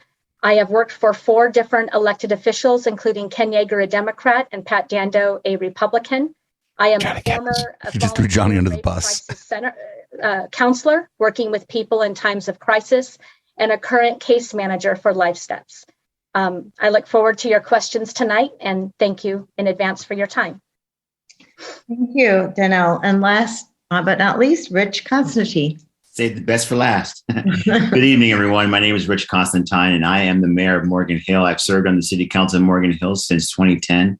I'm a retired firefighter, 25 years with the city of San Jose. But some things you may not know about me, I'm sensing a theme here. I am also first generation. My parents are from Jamaica, and I was born in Brooklyn, New York. When I'm not putting up metaphorical fires as a council member and mayor of Morgan Hill, I volunteered. I was volunteered for the American Red Cross for about 6 years. And then my girlfriend, my now wife, and I went to Haiti in 2011 to serve in one of only 2 operating hospitals on the island after the earthquake of 2010. So I am also on the board of Healthier Kids Foundation. So I know what it is to raise up a family, because I also have a 6-year-old daughter who may make an appearance here or there. But I enjoy it, and I hope that I will be able to answer all of your questions this evening. So thank you very much for the time. Just based on what I saw there, I like Richard and Sylvia. All right.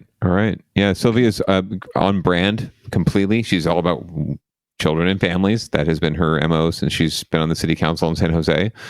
She's another late entrant to the race once redistricting carved things up and actually forced Johnny Camus to move if he wanted to stay in the race, because Almaden and his former turf on the city council got carved out of the district. So he's a little screwed there electorally. I still think he's in a good position to get into the runoff just because he's got the most money and he has the lane open to him on the conservative side, even though Danelle obviously pitched herself as the fiscal conservative, as the Republican in the race. She also doesn't have a dollar to be able to promote herself and let people know that she's running. So she's relying on, being the spoiler, I think, for Johnny, perhaps, which would be fine. I like that. I liked that she worked for him, and she was like, I ain't going to tell nobody that I worked for this guy. Yeah, she's worked for a variety, like Ken Yeager, Pierluigi Oliverio, also in District 6. I bet she didn't mention Pierluigi, did she? No, she did not. I wouldn't either. She I don't know if she can. I forget if I think it was settled. Yeah, no, it was settled. Her sexual harassment claim against him. Poor girl. That was settled. That came up during his run for supervisor a couple of years ago. So, there's history there. Danelle is also not new to the campfire. No, she's been around. Oh, no. She's been around the scene. So in many ways, I think that she was recruited to be a spoiler, although she's also I've never really known her to be someone who could be recruited, right? She's worked for some pretty idealistic independent people. So, and she's been that way herself. So, and she's run for stuff before. So it's not surprising to see her out there, but I could see her personally motivated to keep Johnny from winning. I feel like, yes. I can see that. And I don't know anything about her, but we've delved pretty deeply into the Johnny Camus story here, and I personally would run if I thought I could shave a few votes on Johnny Camus. Right. Just and for the good of the world. That's how we all feel, and the good wife and I have already discussed. No matter who gets into the runoff with him, if that should be the case, we're going to throw our time and our treasure, shall we say, behind that person. It could be Claudia Rossi, who we're going to meet here. So why don't we find a little bit more about her and her campaign pitch? It's only 30 seconds. I am Claudia Rossi, and I am a candidate for Board of Supervisors to represent the community of District 1. I am proud to have the endorsements of State Senators Dave Cortese and Jim Bell, as well as County Supervisors Susan Ellenberg and Otto Lee. I have served my community for 30 years as a registered nurse. I have also served on the Santa Clara County Board of Education. I would be honored to have your vote. Thank you. Very upbeat music. Yeah, she seems good. She's nice. She's endorsed by some familiar names who I don't hate, so that's good. Sylvia and her are sort of fighting for the same lane with labor, especially has been split. The Democratic Party was split on their endorsement there. So Rich Constantine is sort of like, unfortunately, the man that time forgot in the race. So we'll see if how well he's able to do, but it could come down to Sylvia or Claudia against Johnny. And shit, let's just watch Johnny's video because we're here on YouTube. Oh, wait, how many? Oh, we're his 4th subscriber. Oh, yes. I'm Johnny Camus, and I'm running for Santa Clara County Supervisor for District 1. That's unfortunate. Accountability and transparency to all county services. I'm focused on results for the problems and issues we collectively face. And I look forward to getting your support. There you go. That's his pitch. That hat is just classic. I'm loving it. I love the guys walking on the chain gang, right? Or in prison with the stripes, right? Well, he's talking about getting things done. Just classic prison look, right? Even though most of them were orange, right? Anyway, and then just so we can, just because we can, a 6-second video from Johnny Camus. I'm Johnny Camus, and I'm focused on cutting government waste. Like, who thought that ad was a good idea? I believe him. I mean, look at all the evidence. I believe him. He said it. So therefore, that's local news. You know, they said, therefore, it's true. Who was like, this is a great ad. Good job. Right. So many of you might have noticed we segued into county business without touching on the mayor's race tonight. We did cover the mayor's race a couple of weeks ago, and did a little roundtable of intros there. So you'll get your research. You'll get a podcast listeners. You'll get. I'll do it later this week. I'll do the mayor's race. You'll get a little bonus on the podcast feed. A little saucy producer Dave take on the mayor's race. Maybe I'll do the mayor's race like tomorrow at or Thursday 1 in the morning after I've had 5 cocktails or something. Maybe I'll talk about that. Would be fabulous. Yeah, because the councilman unfortunately is far too conflicted on that race to have an unbiased opinion. So for a variety of reasons. So we're going to move right on down the county ballot. So these are races that you're going to see if you live in Santa Clara County. That was District 1 Supervisor, which is South County, Gilroy, Morgan Hill, San Martin, also South San Jose, Evergreen now, and Santa Teresa, Blossom Valley area, but no longer Almaden or Los Gatos. So one candidate got drawn out from Los Gatos. He's going to run in another district in a couple of years. And I think he's running for assembly right now, just because. And then another candidate, Johnny, had to move physically. Los Gatos got pushed into the district I'm in, if I'm not mistaken. I believe so, yes. So lots of new things are happening after redistricting. So be aware of that. It happens every 10 years. So be ready. So we're going to move right along, and we can breeze through the last couple ones here because we've also covered this race a bit. This is the Santa Clara County District Attorney race, I believe. So we can get a little intro to the candidates here, the 3 major candidates. We only really covered this insofar as we played that video where one of them may or may not have tripped the other one. Oh, I think he definitely did trip him. It was quite the question was whether it was intentional or not. Well, that's what I mean. And if he was Zawi, which he wasn't. So we're gonna get to meet the 3 candidates here really briefly in their League of Women Voters forum. And now we're ready to begin with This is Eleanor. candidates' opening statements. Again, I will remind you. The League of Women Voters have no shortage of nice old white ladies. The question is, what specifically with fancy scarves you to be the Santa Clara County District Attorney? And we will begin with Jeff Rosen. Good evening. As your district attorney, I work hard to pursue justice, promote reform, and enhance public safety. We've been through a lot. The VTA and Gilroy Garlic Festival mass shootings left us grieving. My office continues to help victims' families with counseling, food, and shelter. We are survivors who rise stronger. When a Stanford swimmer raped an unconscious young woman and received a light sentence, I wrote the law that guarantees the next Brock Turner will go to prison. I filed hate crime charges against robbers that violently targeted Asian women. I convicted 3 jail guards of murdering a mentally ill inmate. I've created centers that serve domestic violence survivors and abused children. We have reduced incarceration and crime with more mental health, drug treatment, accountability, rehabilitation, and second chances. Justice comes from a balanced and thoughtful approach. I'm proud to be endorsed by police officers, police officer associations, CORAC, criminal justice reformers, business, labor unions, the NAACP, the president of that organization, crime victims groups, the people that run the South Bay Coalition to End Human Trafficking. Mercury News has called me the real deal, a prosecutor who values justice, a public official with good ideas, and the ability to implement them. I go to work each day determined to serve you, and I humbly ask for your vote. Good evening. Thank you very much. Our next candidate, Sajid Khan. Hi, everybody. Good evening. My name is Sajid Khan, and I'm running for Santa Clara County District Attorney. I'm the proud son of Muslim immigrants from South India who raised me and my siblings here in the South Bay. I grew up in Milpitas in San Jose. I'm a proud graduate of San Jose High School, and I'm now raising my two young sons here in San Jose.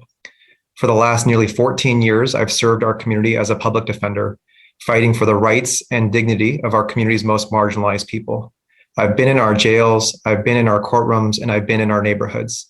And I've seen our current system perpetuate the harms of mass incarceration and police brutality, inflict generational trauma on communities of color, and fail to keep us collectively and sustainably safe. I've witnessed our incumbent DA pursue the death penalty, prosecute children as adults, and not hold police accountable when they kill and shoot our fellow human beings. And it's for those reasons that I'm now running for Santa Clara County District Attorney, because I'm committed to healing systemic racism, fighting mass incarceration, addressing the root causes of crime, and building a true justice system that ensures and protects the dignity and safety of all people here in Santa Clara County, which is the place that I've called home my entire life. We just saw the historic nomination of Judge Ketanji Brown Jackson to the United States Supreme Court, our former public defender. And in the same spirit, I'm asking you all to see that I, a public defender, am uniquely qualified to meet this moment and serve our community as Santa Clara County District Attorney. Thank you. Thank you very much. And our third candidate, Daniel Chung. Thank you, Eleanor. Good evening, everybody. My name is Daniel Chung, and I'm running for District Attorney. It is time for change after 12 years of DA Rosen. I am a career prosecutor who is committed to prosecuting crime. I will fight for public safety, victims' rights, and systemic changes. And as DA, I will enforce laws and pursue balanced reforms. A little bit about me. I grew up in a single-parent immigrant family in Milpitas. Financial aid and teaching jobs enabled me to attend Harvard and Columbia. My father served in the military and in law enforcement and inspired me to pursue public service.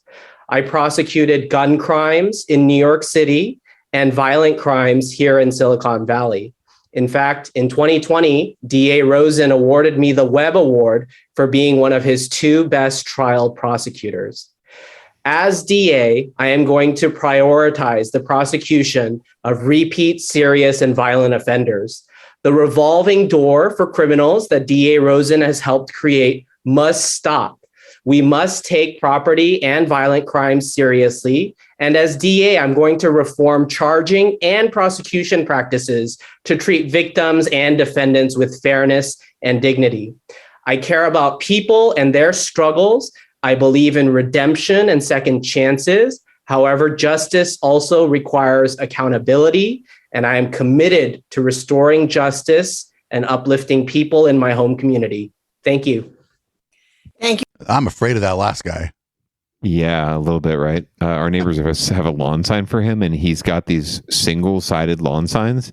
They've got 2 of them, so it's nice, but it's like, it's the weirdest thing. I don't understand why you would do that, but anyway, yeah, interesting cat. So again, this is shaping up kind of like the previous the San Francisco race when Chesa Boudin ran. Frankly, although there wasn't an incumbent there, Rosen is certainly the incumbent, so he's got a lot of strength. But Sajid Khan has raised a lot of money and has nationalized this race successfully, so that he is the reform, the BLM-ish candidate, right, if you will. So we'll see what comes out of it. I know he's working really hard, but they're both, running strong campaigns from what I can tell. So Daniel could be the spoiler that, puts it into a runoff between the other two. Or Rosen could just win out in June. We'll see. We'll find out next week. So really quick, we can either run through that. Yeah, let's run through their campaign videos if we can. We're gonna have to run through their campaign videos and then and call this one, I think. But that's fine. We've already talked about the assessor's race anyway, so we can maybe close out on the remix video. That would be our readout. Okay, so yeah, let's see why these folks are running. Daniel Chung.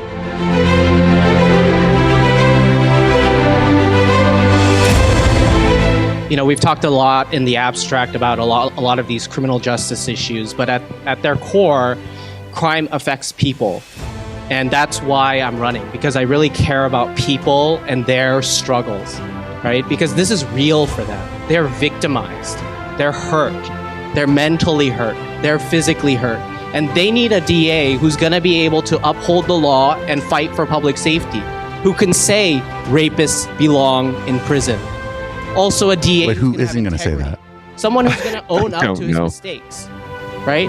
DA Rosen is not able to own up to the integrity flaws over the last 12 years. He just needs to apologize and say he's going to fix it, right? And he's going to do better, but he can't. You deserve better in this county. And my lived experiences are really what's going to guide me the next several years as your next district attorney. So I invite you to join me, right? I am someone who lost my parent when I was a child. I lost my childhood home. I've struggled with mental health. I have lost my job and career, experienced retaliation and harassment. I've gone through the gamut. I feel for our community, our victims, our defendants, everybody, right?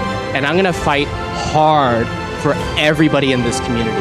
And that's what you need in your prosecutor. Someone who's gonna fight hard, but fight fair, and ultimately care about uplifting people. So join me as I uplift this community again. Thank you. I think that guy just running because he's mad at Jeff Rosen. Oh, yeah, absolutely. It's true. And he was a whistleblower within the DA's office. It's no surprise that Rosen doesn't like him either.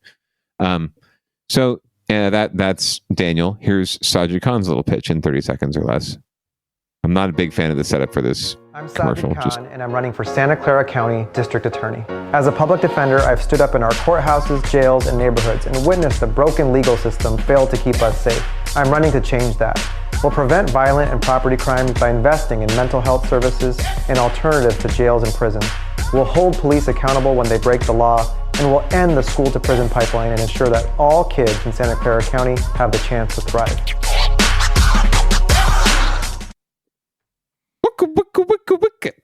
So what didn't you like about that? Oh, no, it was everything was fine. It's the setup with him. He just looked in the suit with the flag behind him. Everything else in the video is great. Even the slightly cheesy hip hop, music to make him look cool and hip with the anyway. But the shot of him in the suit, he just looks very staid and staunch and and stiff and not really like himself. He's much more laid back than that. So it didn't fit with what we saw in the rest of the video where he was dressed more casually. But that might have been there for exactly that reason, right? Yeah. Oh, sure. And make him look more official and professional, right? But it doesn't reflect his personality as much. And I always think the candidates should just embrace and lean into their personalities. Just damn the torpedoes. And finally, here's Jeff Rosen's little 40-second ad, because he couldn't just do it in 30. A former Stanford swimmer convicted of 3 felonies after attacking an unconscious young woman. But it was his 6-month sentence that provoked national outrage. We are hoping to change the law to protect the next Emily Doe against the next Brock Turner. The California State Assembly passing a bill inspired by Turner's sentence. He said, I'm going to work within the system, and I'm going to work to change the system. And that's Jeff Rosen. It's your former mayor.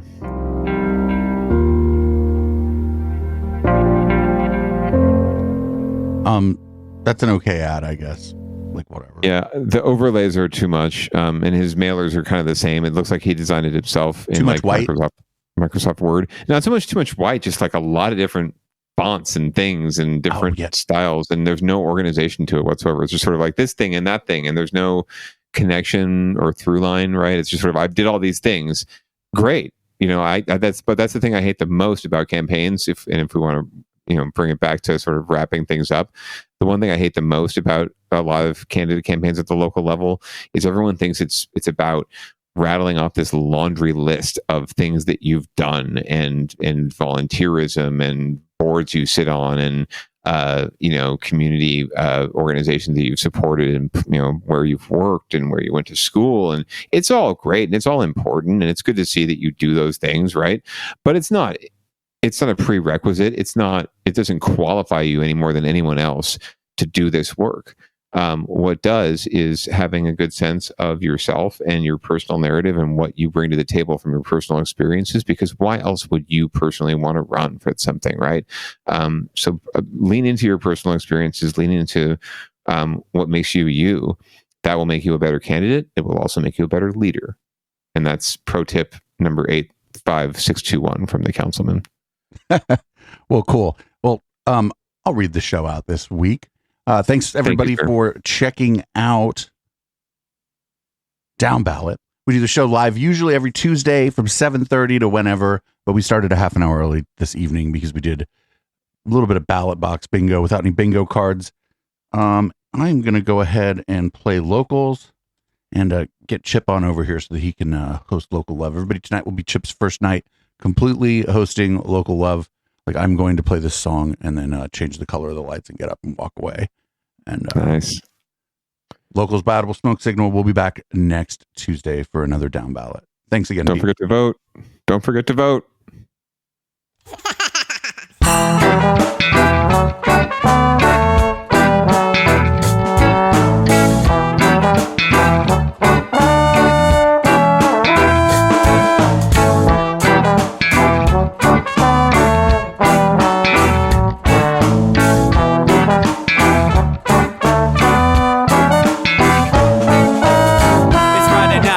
Time to get the party started. Pick up my phone just to check and see who's calling. Dress up real nice for the ladies at the bar, and I'm driving in my car just to get to where they are.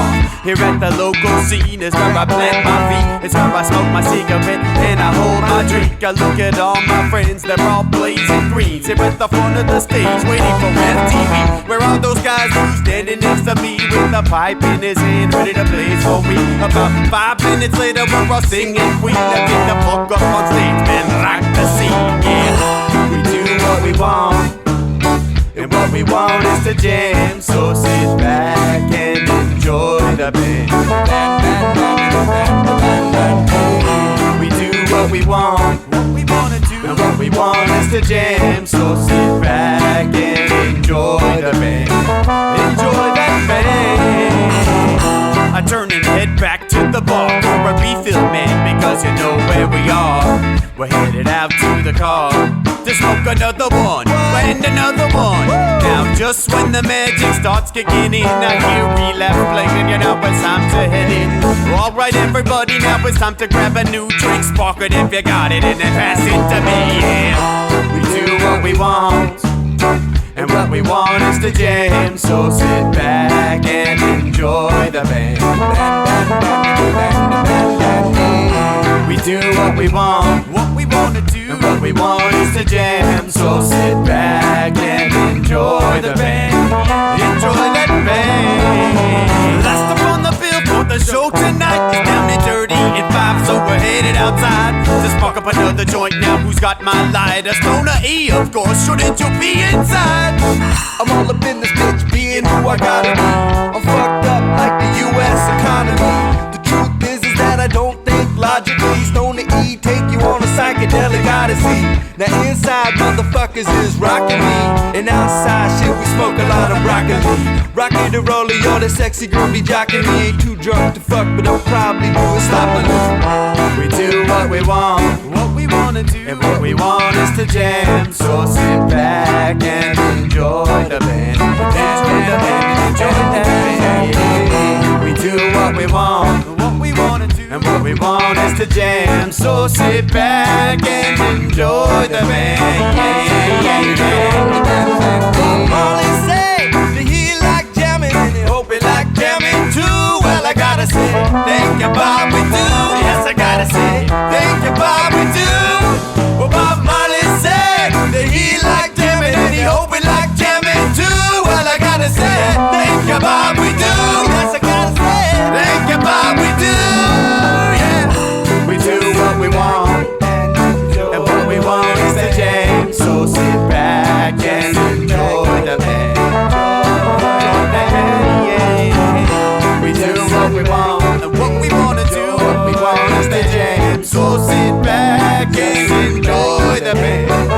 Enjoy that band. We do what we want, what we wanna do, what we want is to jam. So sit back and enjoy the band. Enjoy that band.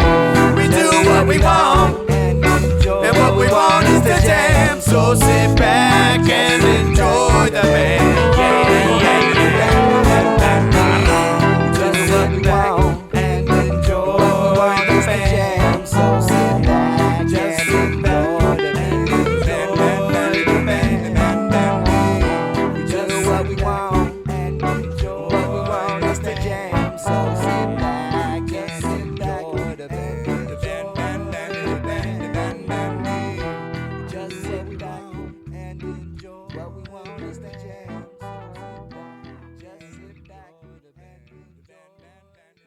If you like what we're doing at Echoplex and aren't into Twitch, please join our Patreon at patreon.com/Echoplex.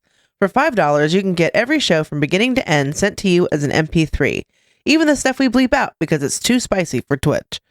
Echoplex would not be where we are today if it wasn't for the community support we receive. Find out all the ways you can support the show at echoplexmedia.com/support.